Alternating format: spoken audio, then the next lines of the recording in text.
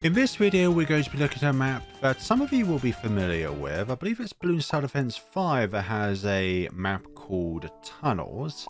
But we're going to have ourselves a restriction here, or two of them. Number one, we're going to get 2 megapops with one of my favorite towers in the game.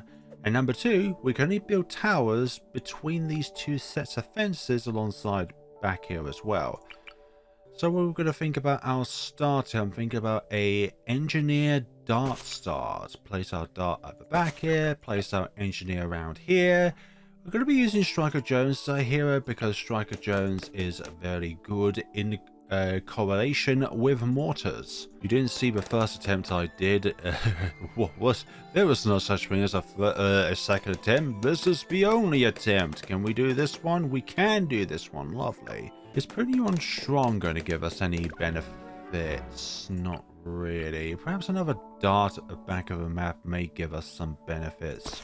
Like so. We got the guardians of the back here. And our engineering friend there. Is he our friend though? Or foe? Of course he's a friend. He's going to be an... actually, at some point, he's going to be an Ultraboost. Yes, the biggest one, 2 megapots with an Ultraboost support. Yeah. Have you ever heard of that before? Well, you have now. I would like to get Jones down on this round, but can we? That is the question. The question that I'd like to answer myself, and... yeah, there we go. Place Jones enough away so that he can't get any accidental pops if there's a Moab over here exiting out of these tunnels. What's really bizarre is that in custom maps, the mortar is not affected by a potential line of sight blocker, even when there's something like a tunnel, for example, and also Moabs appear as well from tunnels as well. So the little balloons, they're blocked within these tunnels, but the Moabs still appear. Now let's place down our mortar friend when we have... wait a minute, we could just use one of those to get the money. And I think that should do. Yeah, that'll definitely do. And as you notice, we're getting pops even though we shouldn't technically get pops because of the fact that the mortars can actually pop balloons which are inside these tunnels. Pink balloons are going to be the main issue here. And yep. I'm trying to make sure they're not escaping, Jones, but we're just not doing it justice here today.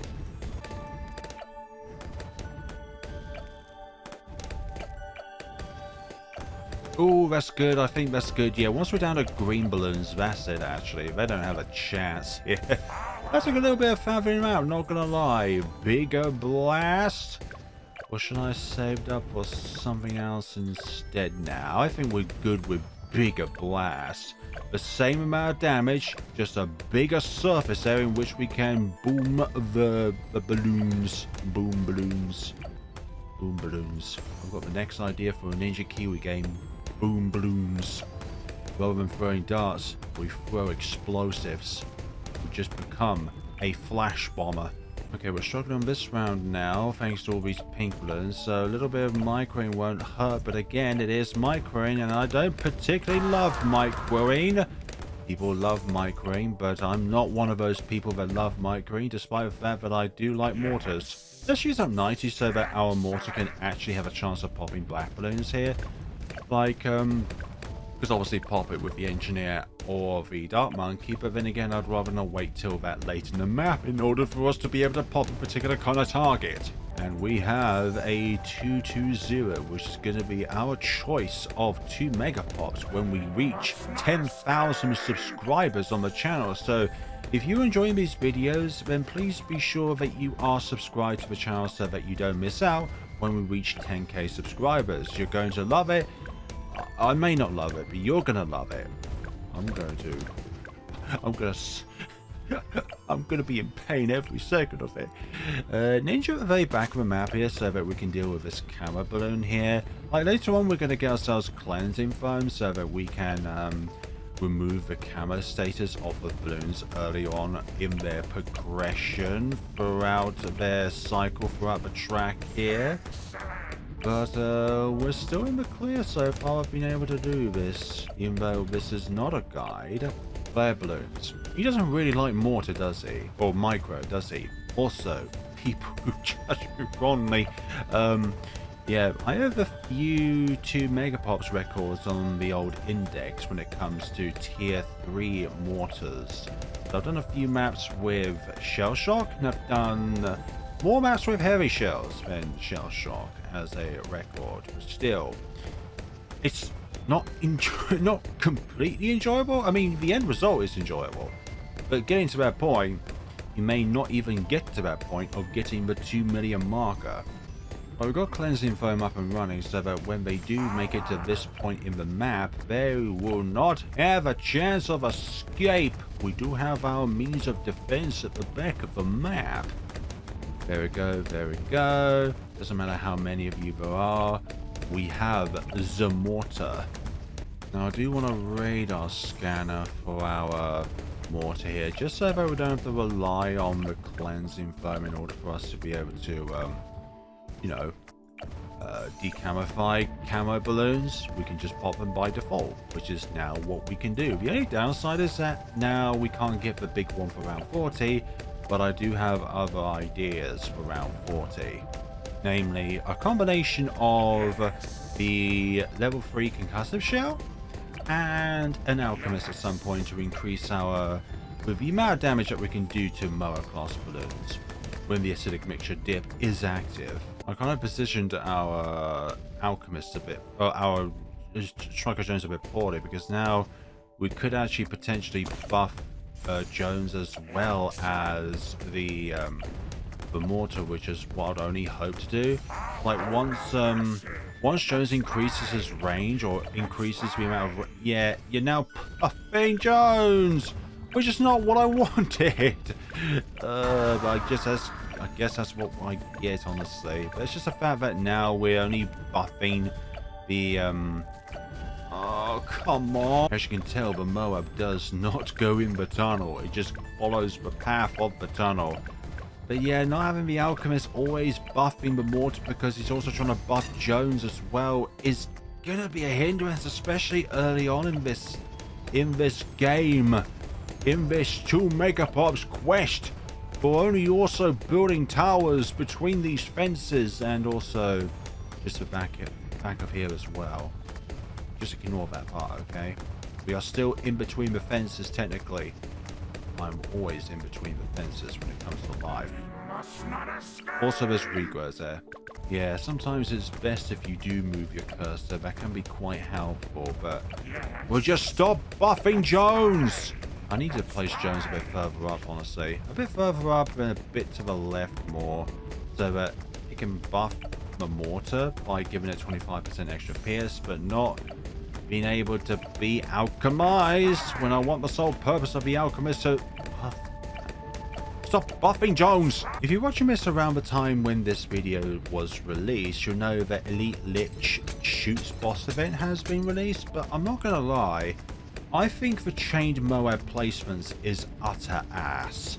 Like, sometimes Elite Lich could be very early on in their track or in their progression to get to the end of the map, but it's like the chained Moabs, because they like Lich is near like the other side of a track, like the second track itself, but because of that Lich is nearby that portion of a track, even though Lich doesn't travel along that particular track, it means for the fact that, well, chained Moabs can literally appear near the very end of the other track, which makes complete nonsense, honestly. I think that is completely nonsense that they can actually do that, and particularly hinder your ability to be able to respond to those. So I used to kind of really like Lich as a boss event, but I think nowadays I prefer something like Blaze or Bloonarius or even Dread Bloon, honestly. Like Vortex and Leech are now my least 2 favorites just because of how they're difficult. Vortex stunning your towers nearby, and sometimes the stun radius can be complete ass, honestly. Like, feels like towers on the other side of the map can also be disabled. I know there's completely hyperbolical, but it does feel like every useful tower that you need in order to beat Vortex gets completely stunned, even Paragon, so there's nothing you can do about it. So yeah, after 4 tries on that, I literally gave up. I just gave up on that scenario on Elite. Normal, completely fine. I didn't suffer that issue, to be honest, with the chained Moabs always appearing near the very end of the track on the opposite track of shoots itself. And yeah, that's just my stance on that particular boss event. The difficulty lies in the map and not the modifiers put in place. Like 65% boss speed is obviously a big help, but it doesn't matter when the other targets and not Lich itself is the main threat. BFB inbound. Soon we will have the biggest one online. Also, okay, now you're... I wish you were not next to each other as well. Okay, let's just use that just to stun those Moabs. I haven't even overclocked our biggest one, well, big one here at the moment. You can attack from rather over there. That's not cool. What did I change though? I knew I pressed tab on something and I changed something. Maybe. Okay, I think I pressed the villager at that given point in time and I didn't do anything. Luckily. Yeah. Saturday is on my not good day for a boss event to release, even though it's always on a Saturday. Like Friday is always a better day for me, just because of my personal timetable, but I would never ask Ninja Kiwi to change something because of a personal timetable or anything like that. Okay, I needed to stun you all earlier on in the map. Yeah. Prioritize the fortified ones, to be honest. Like, I feel like they're the main threat of this round. There we go, round 65. Now the main threat is going to be the 2 BFBs at the back of the map, but at least we don't have to contest with the, what do you call it, the fortified ones. Fortified BFBs are not a thing until round 79. Come on now, we're very, very close to the money in which we need for the biggest one. And then these Moabs will also then be stunned. Not just the little ones being stunned if they survive. And there they go. Good, good, good. Okay, so poor placements when it comes to these two here, but I kind of want it so that the Alchemist is buffing the Mortar without buffing Jones. And for the fact that Jones is not getting pops despite the fact that he's able to get pops despite the fact that there's a big ass fence in the way. So yeah, that for some odd reason Jones can strike over this fence. Like you can't. Other towers can't. Why can Jones go over the fence?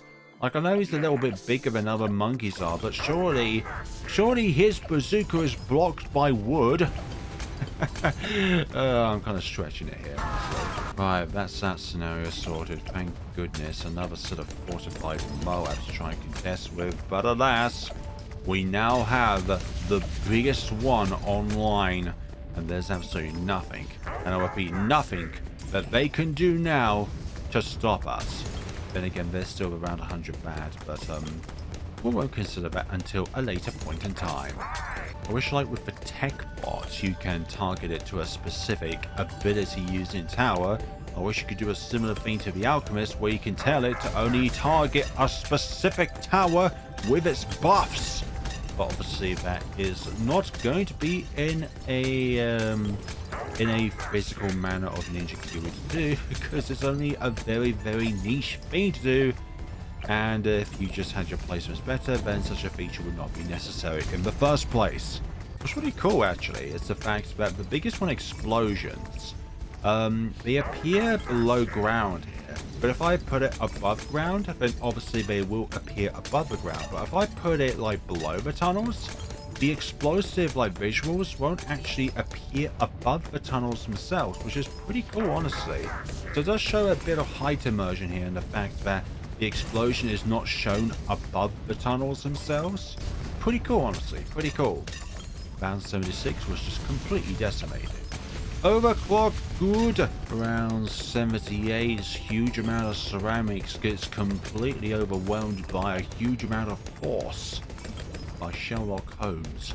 There goes the rest of round 79. Not really around for showcasing because you just know what's going to happen when they interact with the biggest one.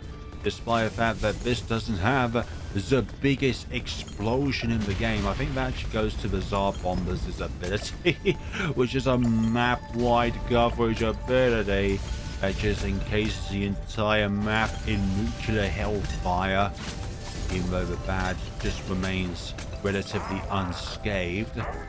So it's kind of like a little boy, a little bomb, sorry.